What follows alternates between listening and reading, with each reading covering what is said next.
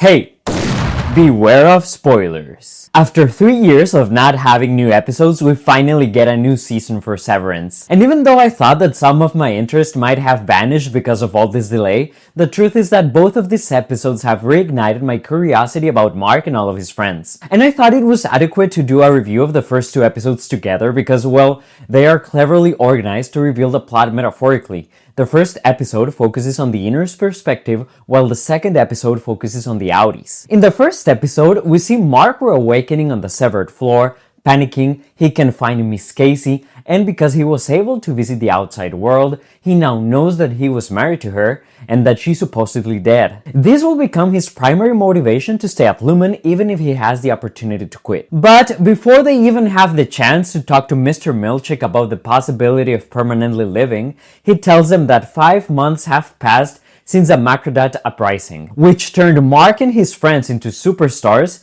and the faces of the Severance reform within Lumen. Of course, in the second episode, we learn that this is a complete lie and that these are just new ways for Lumen to control its severed employees. However, what makes the plot more complex is when we find out that the board actually needs Mark to go back to work with his team to finish processing the latest MDR file called Cold Harbor, which I thought it was particularly strange because I thought that the whole point of the series was that Lumen was able to control everyone because they were experimenting on them, not because they needed a specific type of work done by the employees. However, it looks like this is the case. This makes me think that this TV show is a great example of some aspects of Marxism. I strongly believe that the writers used Marx's definition of alienation, which he explains as, first, the fact that labor is external to the worker, i.e., it does not belong to his intrinsic nature, that in his work, therefore, he does not affirm himself but denies himself, does not feel content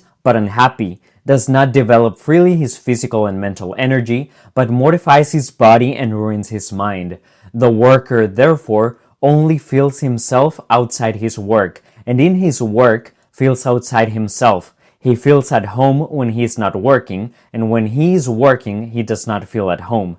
His labor is therefore not voluntary, but coerced. It is forced labor. And yes, at first, it may seem that capitalism has complete control over the working class, but because of the social-political dialectics of the material world, they control the workers because they need their labor. This is probably the show's biggest enigma. What do they actually do in macro data refinement? During the first season, Mark said repeatedly that he believed that he was some sort of corporate historian that worked with the company's archives. But it's quite clear that this is not the case. They appear to be a primitive form of data analysts with no clear objective. But, of course, we still need to know what happened to Miss Casey and to Miss Cobell, what is Cold Harbor, and what's the deal with all of those goats from the first season. During these episodes, the writers did a great job at creating more intrigue to grab the viewer's attention and to give just a little bit of information without giving away too much. And I really need to know what's the deal with Miss Huang. It's really strange to see a child as a manager, but I doubt that all of our questions will be answered in this season. But,